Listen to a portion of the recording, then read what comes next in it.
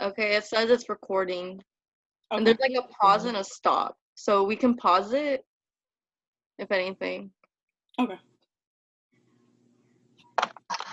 Would you like me to time you when you start yours?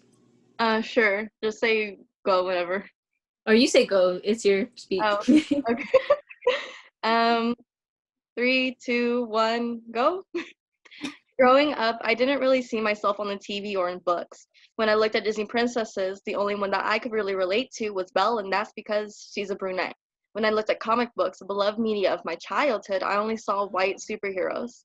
I mean, look at Superman. He's an alien from another planet and is still white. If we look at female superheroes, the main ones at least, Wonder Woman, Captain Marvel, Black Widow, Scarlet Witch, these are all white women. The comic book industry is highly saturated with white, primarily male superheroes, and having a superhero of color was unheard of. That is until Stan Lee decided to take that first step in providing people of color with actual representation in this industry that would later appear in the mainstream media. Stan Lee is the creator of many of Marvel's superheroes that we know and love today, such as Spider-Man, Black Panther, Doctor Strange, and the X-Men. What makes Stan Lee so great is that his characters inspired so many people. Surprisingly, Stanley's real name isn't even Stan Lee. His real name is Stanley Martin Lieber.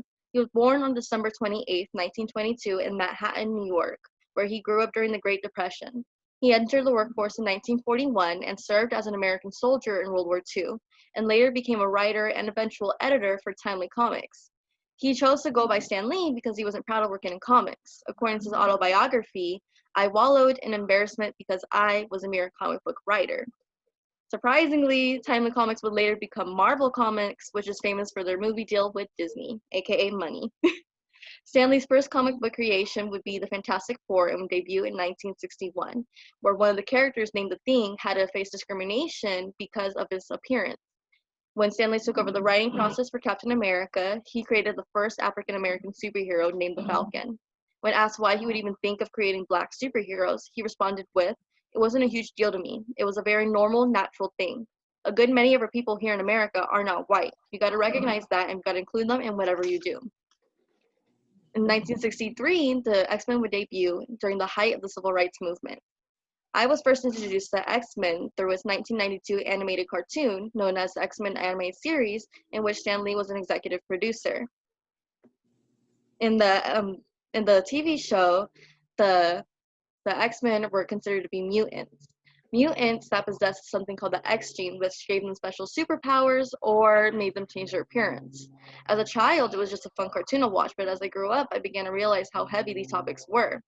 You see, the X-Men are different from other superheroes in that they are not accepted by society. They're in fact hated, which coined the term fighting for a world that hates and fears them. I remember watching the show and seeing one of the characters named Beast being discriminated against because of his appearance. He doesn't look like you and I and has blue fur. He doesn't look human. The X-Men, in a choice of weapons, the X-Men and metaphors approaches for racial equality, the X-Men both resonates with and reflects the nation's race way of seeing by providing provocative racial allegory. In their worlds, the X-Men are considered to be freaks of nature and are actually dehumanized. The humans in their world, primarily that work in the government, create anti-mutant laws and regulations. And I remember watching the show and seeing a sign that said "No mutants allowed" on the stores that were so reminiscent of the "No colored allowed" signs that used to grace our storefronts here in America. This, as was highlighted in Clancy Smith's essay, Days of Future Past, Segregation, Oppression, and Technology in the X-Men in America. Although the heights of the civil rights movement had passed by the time of its publication, the title itself, Days of Future Past, may be read as a reflection of the ongoing struggle for freedom and equality, but too, an ominous warning against the threat of the past repeating itself in the future. The concentration camps of Germany and the Japanese internment camps in America are reflected in the dystopian future of Claremont's vision. In this storyline in the comics, the humans, particularly the government, create robots called Sentinels, whose main job is to capture and put X-Men in concentration camps. The idea of concentration camps is very important to the creator of the comics because Stan Lee was Jewish. As was highlighted in the Black Experience, mutants reflect the hatred, racism, and bigotry that was found within Jewish culture. However, that same treatment can be associated with other marginalized groups of people.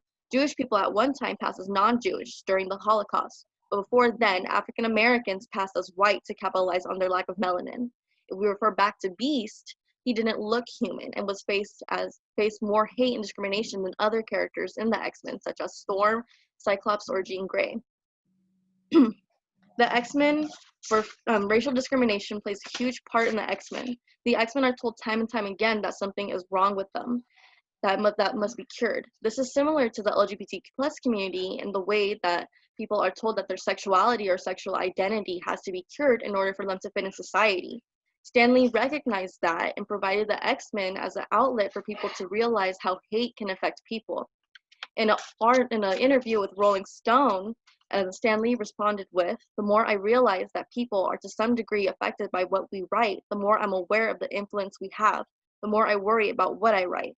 I think the only message I have tried to get across is, for Christ's sake, don't be bigoted, don't be intolerant." Stan Lee preached acceptance. Unfortunately, Stan Lee died on November 18th in 2018. His legacy will continue on through his characters, and I'd like to leave you all with a few words of his.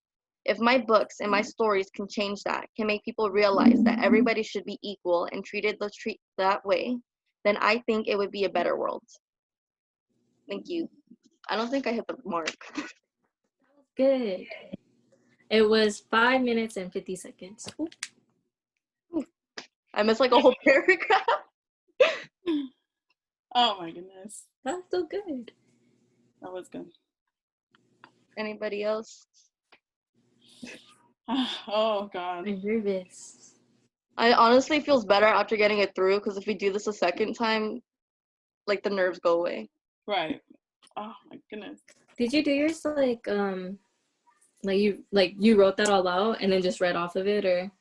That I memorized it, and then Oh wow. I Oh, wrote you. down the Oh, okay. Look at the stack of papers I have, and they're all highlighted. I probably should have done note cards. They're smaller, but whatever. Does anyone want to go next? Oh, I'm nervous. I have mine on my phone. Esmeralda, you can go next if you'd like. Oh If you go down the list. I want to? No, but will I? I mean, fine. Just get with. Do we have to do like the title of it, or should we just get into it? I really. It's whatever you prefer, like your I didn't preference. give myself a title. I know. I was like, wow, but everything you said made sense. I was like, oh, okay, good. You just went straight into it, and I was like, what are we talking about? Yeah, remember maybe a title that way, but after all of it, I was like, oh, I know exactly what she's talking about. Okay, I'll start. Okay, so for my informative speech, I did it on John Piaget's cognitive development theory, and Piaget's disagreed with the idea that intelligence was a fixed trait and regarded cognitive development as a process which occurred due to biological maturation and interaction with the environment. This meaning that he wanted to show the developmental differences that would occur with age, experiences, and more knowledge. So research shows that this theory was the gateway to understanding children's cognitive development. He was the first psychologist to make a study of cognitive development, and many psychologists branched off of his ideas throughout the years. First, we will be reviewing his background, then the specific stages of the theory, and then the criticism that came with the theory. So he spent a year working with Alfred Bennett at an institution for children. According to Sherry from The Educator from the Very Well-Minded site, Bennett is known as the developer of the world's first intelligent test, and Piaget took part in this scoring the assessment. So he pretty much made up this intelligent test, and he offered to kind of help with the process. After spending time with the kids, he ended up really liking it and had an interest to be a psychologist after this. And as he had kids, Piaget, they served as a base for what would be his theories later on. And in the 1930s, he was the first psychologist to make a study of this type of development of kids. And this consisted of 3 stages, which would be the stage 3, observational studies, and a series of tests. He wasn't necessarily trying to teach or quiz the kids' knowledge. He wanted to see what would be the difference between the kids' basic knowledge that they were born with, rather than the grown mentality that they came up with age. Now that we understand the development of the theory, we will further explore the individual stages. So the 4 different stages of the development The first was the sensory motor stage, which happens from birth to 2 years old. And PJ concluded that from birth, children obtain new information with touch, sight, and hearing. According to Kurt, an infant may first not make sense of a specific toy, but as they begin to look at it, feel it, and manipulate it, they are often able to represent the objects in their mind, meaning if they don't have it in front of them, they're able to remember what it is. PJ conducted an experiment such as this by hiding a toy under a blanket to see what children would do. He noticed that infants less than 6 months old wouldn't do much. They kind of forgot about the whole thing. And the kids that were a little bit older wanted to look for it and were more like into the experiment, supporting his idea of object permanency. So the second one would be the pre-operational stage, which happens from 2 to 7 years old. And this is where the kids start to expand their knowledge by using like imaginative play, which we've seen be beneficial because kids still are allowed to do this in school from about preschool to 2nd grade. And at this stage, kids start to learn through pretend play, but still struggle with logic and taking the point of other kids, which meaning that they're able to put their feeling into this type of play, but they still aren't considerate of other people's emotions. So they're kind of still self-absorbed at that age. The third one would have to be the concrete operational stage, which happens from ages 7 to 11. And children at this age are now flexible with their ideas. They're able to problem solve in a systematic way. And children are able to reverse or manipulate the order of process. So this is where we start to introduce like addition, subtraction, math, and more complex type things. And then the final stage is where the formal operational stage is from 11 to adulthood. And this is where we see the young students that are now able to answer hypothetical questions. So Kurt from the educational technology site stated that PJ asked his students exactly this: what determines how fast the pendulum swings, the length of the string holding it, the weight attached to it, or the distance that it is pulled to the side? And he didn't want the kids to exactly figure it out. He just wanted them to see all the factors that were involved in it and just think about everything that could be happening with it. And at this stage, the kids are now growing. They're growing teens that are able to do most work by themselves and just ask questions when needed. This shaping their independence when it comes to being out in the world on their own. So now that we know the specifics of the theory, we can get into the good and bad criticism that this theory received. So some pros to this was it made a gateway for understanding cognitive development. So now we're able to communicate easier with children, and we have specific methods to study children. This also impacted education because programs were created specifically for children at their own pace. And this is where we start to introduce tutors, TAs. This is like additional help that was created for the kids.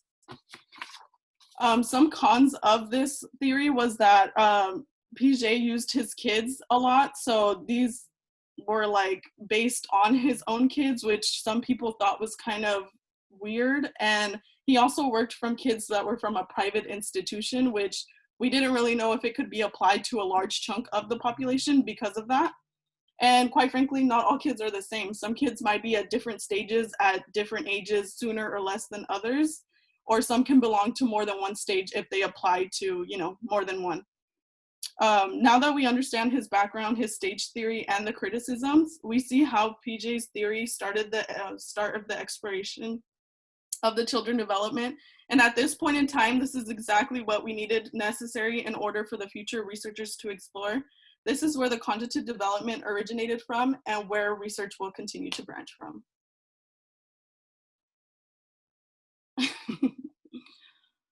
Oh God, that's more nerve-wracking than I thought. It was good though. Did you record by any chance to see how long it was? Yes, I did. It was 5 minutes and 45 seconds. That was okay. That was like about my time. Oh, that was good. So mine's like way different than yours, because like on his thing it was like don't just read to them. So I'm mostly gonna be like talking to you guys, if that makes sense. So then here, let me time myself. Okay. So my topic is teachers in America are like one of the most vulnerable to catching COVID-19, seeing that schools are reopening up. And so with schools reopening during a worldwide pandemic, and teachers and staff will be the most at risk of catching COVID-19, seeing that it is just a probability of not catching COVID. So the United States Board of Education fails to give teachers the proper protection from COVID-19 because their PPE, which PPE is like the protective, the equipment they receive from the school. So that's what the school's providing for them.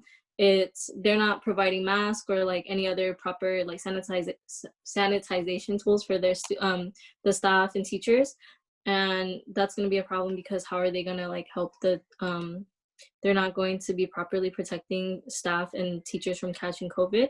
And already, just in September of this year, the New York City Department of of Education lost approximately 31 teachers as well as 75 staff members who died due to COVID. Across the U.S., the American Federation of Teachers lists 210 union members who have died already so far from catching COVID. According to the CDC, staff are at an increased risk for severe illnesses from COVID, seeing that older adults and people of any age with certain underlying medical conditions are more at a severe chances of catching COVID, and the outcome of that is that they'll most likely die, seeing that they have harder problems, breathing problems, asthma, and so forth and so on with their medical conditions. Also, as well as schools aren't properly managing sick staff, as well as how poorly the sanitization in the school system is. So the plan for their schools is to, all they do is just encourage staff and students who have symptoms to just stay home. And they're not really sanitizing their, excuse me if you hear sounds in the background, but they're not really sanitizing the school on a daily basis. Like they're only their plan is to ventilize the school, and it's just letting proper airflow go through the school. So germs and everything will be staying in the school, as well as that they're trying not to use harsh chemicals, which is not going to be very helpful for protecting the students and staff, as well as teachers. They're having a big flow of students coming in where teachers have 20 to 30 students, and especially in like bigger districts and everything, they will be, there's different students every period, term, etc., depending on the school and class, as well as that they're not sanitizing everything right. They're just trying to ventilize and not use as much harsh chemicals for their students, so they're not really helping their students stay safe. As well as like if the teachers and staff or students, if they get sick, all they're doing to manage the sick staff or students, etc., is just to tell them to stay home and practice safe procedures for COVID. And then so their plan is just to strongly enforce social distancing, wear their masks, but they're not even providing masks for the teachers or anything. So it's the teachers are getting more funds for COVID related things. And then they are trying to, all they're giving to teachers during this time is just mental health benefits. And if they do get sick, majority of the time, they're not going to be getting sick leave or paid leave. As well as the teachers, they don't get priority for certain equipment, whereas like janitors and everything will get more of the equipment, but at the same time, it's not fair for the teachers and staff not to get the same treatment as others to get that proper equipment. Oh, excuse me. And then overall, it's just that schools are trying to open back up, and their measures to stay safe is simply not enough for teachers and staff to stay safe, as well as that they're just encouraging staff and students to stay home if they do get COVID. And that's it.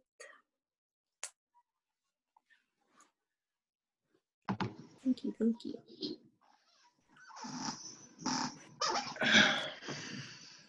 So I guess it's my turn then. My speech is basically about the dangers of wildfire in America and how it's affecting different groups of people. And yeah, so in California and like across the states in the U.S., currently the country is on fire. It's mainly due to dry and summer air, and many people have lost homes, personal belongings, and even family members.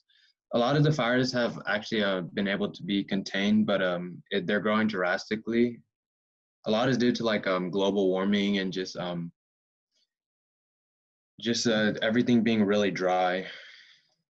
The main one of the main problems that the fire causes is a lot of smoke in the air, which blocks visibility and makes it really hard to breathe, especially people with asthma or people that are old, basically. And yeah, so one of the few like group of people that are actually being really affected by this is firefighters. Even just fighting fires alone and not fighting like actual wildfires, firefighters have a 9% increase of getting cancer and a 14% increase in cancer related deaths. And many of the firefighters that actually fight in the wildfires can't use masks to help them breathe because the fire burns so much, like grass and stuff, it flows through the air and it gets into their body. And things like N95 masks that they use to like help fight COVID and in the hospitals actually don't work because they just wither up and burn from all the fire and the heat. And many of them actually don't use real uniforms. They just have a big coat and they have pants and they walk in because the real firefighting uniform basically is too heavy and has poor visibility, and the mask on them you just can't see. They fog up too much.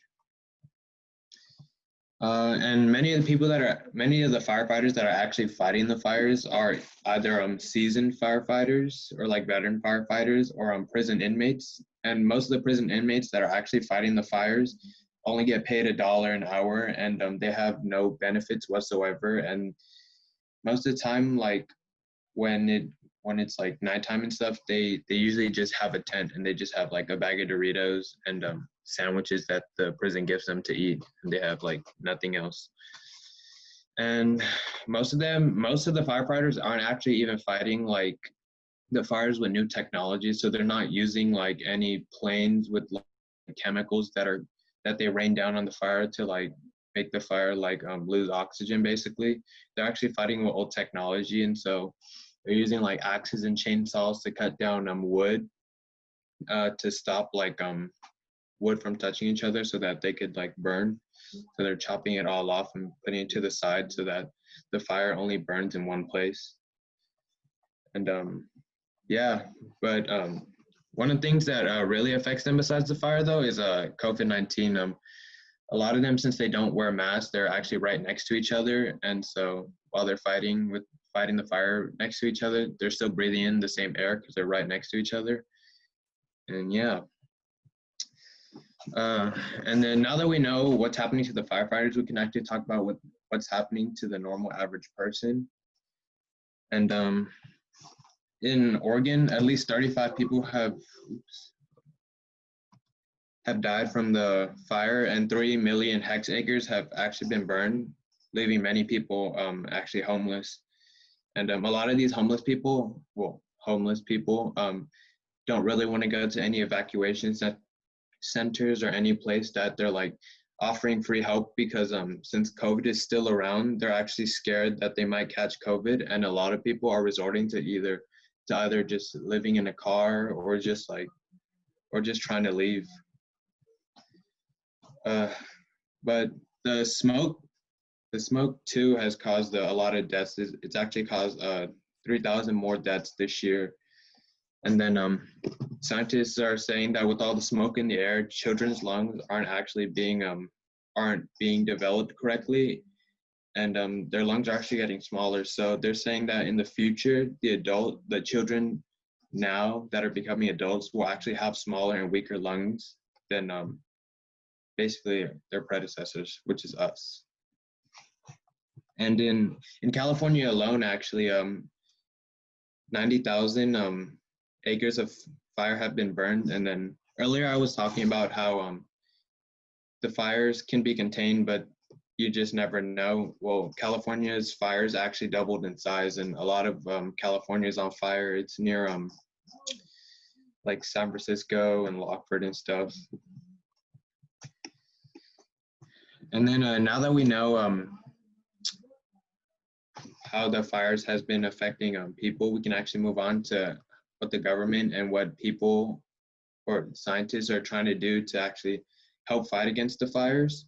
And I was on the Washington Post. President Trump was actually repeatedly saying that in order to prevent fires, they were using the old technology basically and cutting down the wood and setting it aside, which actually makes sense because since the wood's not touching each other, it doesn't have any fuel for it to burn.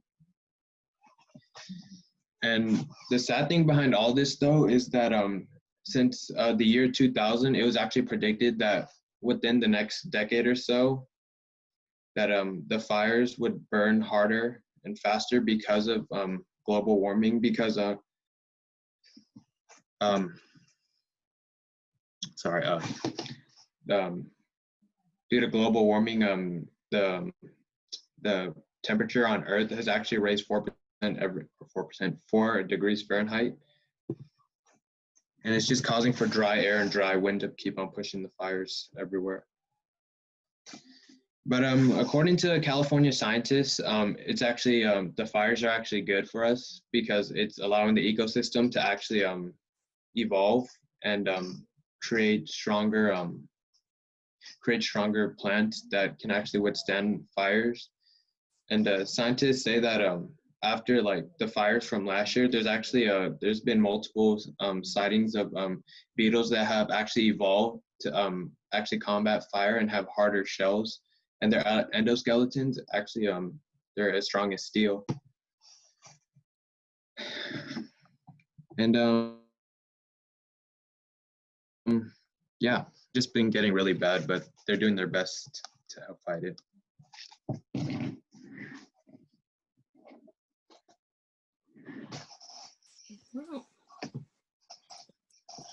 I like how when we clap, there's like no sound. I know. That was good. Alright, you guys want to do a second run through? Or the final one? Because I'm going to end this recording and then like